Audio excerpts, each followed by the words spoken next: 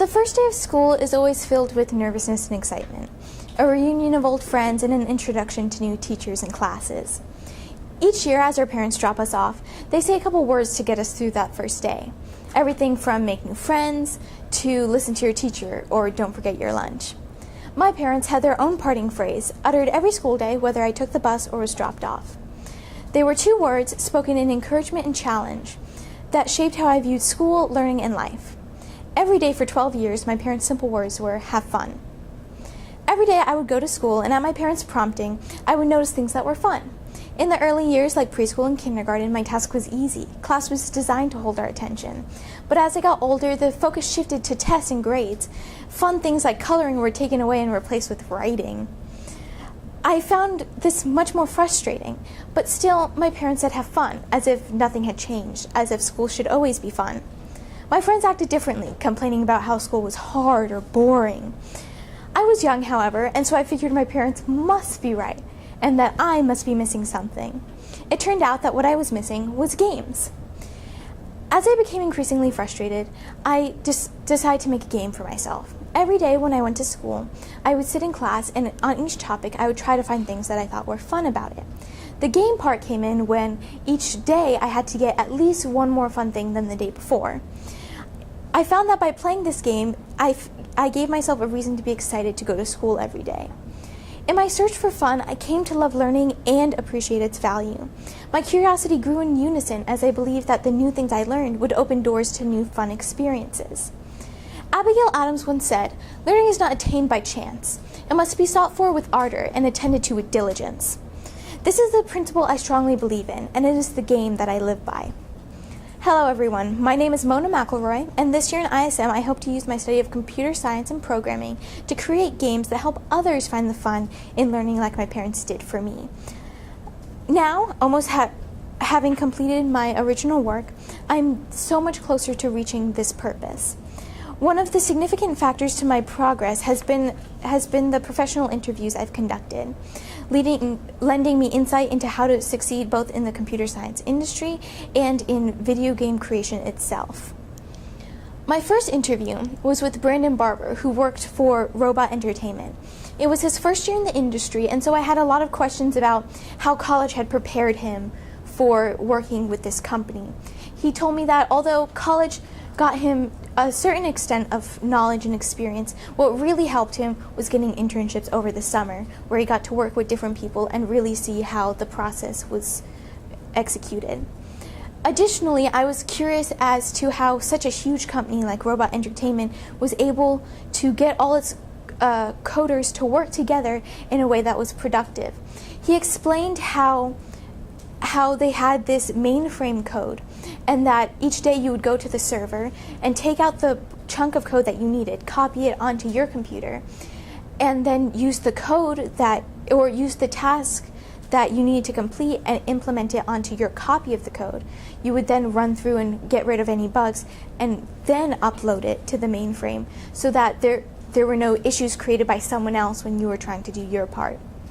My next interview was with Mr. Johnson. He worked at a much smaller company called Playful Corp.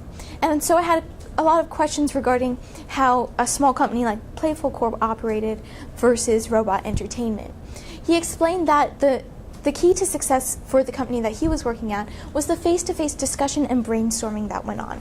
Because so few people worked on a single project, and because everyone was within 10 feet of each other, whenever you had questions or wanted to share ideas or change something, you didn't email people, you just went up and talked to them, and that made things go a lot faster. Additionally, he suggested that as I enter college and then into the industry, I focus on networking. Especially in an industry as small as game creation, he said that people remember who you are and you always cultivate a reputation. He himself had someone call him years after college to offer him a job because they remembered his work ethic and skill from a project they had worked on together in college. After my interview with Mr. Johnson, he introduced me to Mr. Nelson, who gave me a lot of good tips on when it came to applying for a job. He said that it's important to keep a portfolio of your work that showcases your passion for the subject and your skill. a lot of companies, when you apply, ask to see samples of your code so that they get a better idea of how good you are. And he specifically said that it's important to involve games and creations that you've done outside of school, because the classroom tends to create cut and dry projects, and they're looking for something more than that. Additionally, when I was explaining to him how I wanted to create my own game, he recommended Unity, which is a gaming engine that breaks down the process so that you spend less time focusing on the nitty-gritty.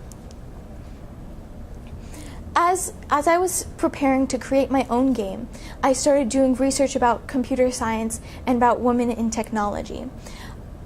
I found one article that talked a lot about the effect that being a minority in the field has on women in computer science. It said that while women may excel in these areas, in classes they tend to isolate themselves and ask fewer questions because they have the impression that guys know more than them. They even did a study where they found that a lot of students in class, the girls, would ask the teacher for help, but when the teacher came over, the screen on their computer was a blank, as if they had written no code. When in reality, they had gotten so frustrated with all the coding they were doing that wasn't working, they just deleted everything.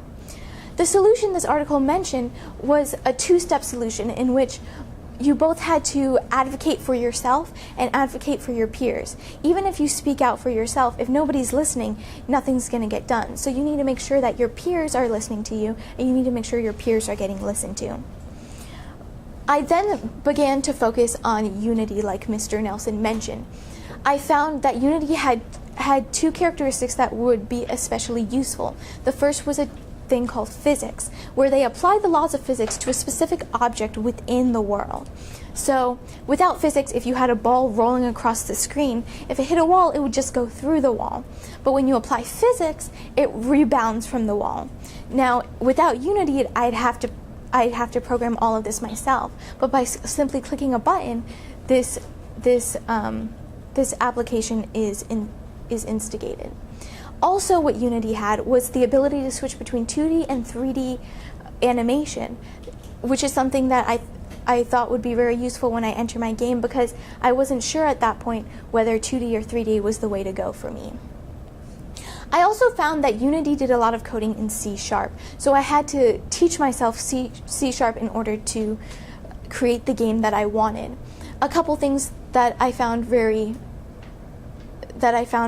important in this was that C# and the language I knew, Java, had a lot of similarities when it came to logic, but the syntax was different, and that was the key. I also learned a lot about loops and methods. Loops is a type of code where you do the same thing over and over again with slight differences. So, for example, if I had a high score that I got in a game and I wanted to compare it to the other high scores to determine where to place it on the list, I'd have to say, compare my high score to each one on the list. Now, without a loop, I'd have to write, say, 10 lines of code, but with the loop, I only have to write 3. I then progressed into the Rollerball Unity tutorial, where I started to learn more about programming within Unity as opposed to separate from it. A couple things that I found was that when moving objects in Unity, it can get confusing based on the perspective. I may think that I'm pushing the ball across a horizontal plane, but instead I'm pushing it downward, and all of a sudden my object disappears. These types of things get frustrating, and the tutorial showed me different ways of how to change the position of the object without dealing with those confusing aspects. Additionally, I learned how to create my own program and import it into Unity so I could apply it to specific objects. This video is one example of what I was able to do in Unity.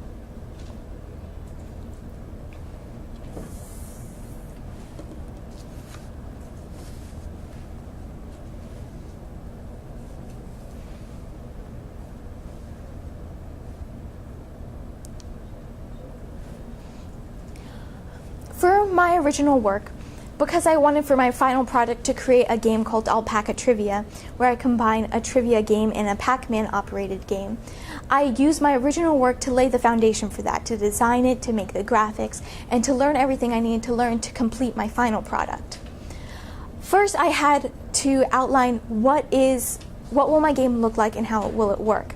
I decided to create a board in which apples are scattered everywhere, either yellow or red, and you have this alpaca head going around eating the apples. When you eat the golden apples, your score increases. When you eat the red apples, a question screen pops up. If you answer correctly, you get a score multiplier. So it's not necessary to know the material, but it is necessary to know the material if you want to be the best.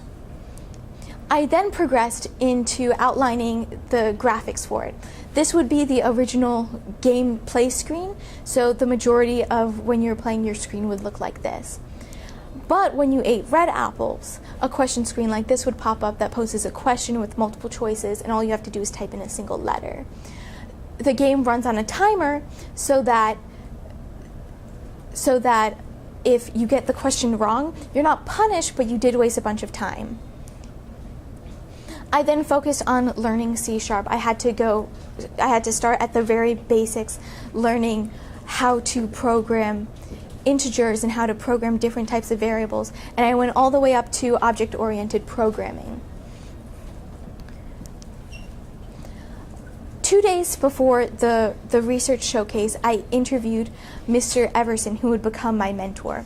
I connected with him through a family friend who was actually trying to make his own game, and Mr. Everson and him had been friends in college.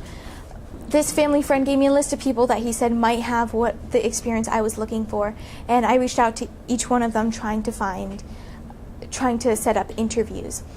Mr. Everson currently works at Rising Tide, designing online slot machine games and slot machine tournaments.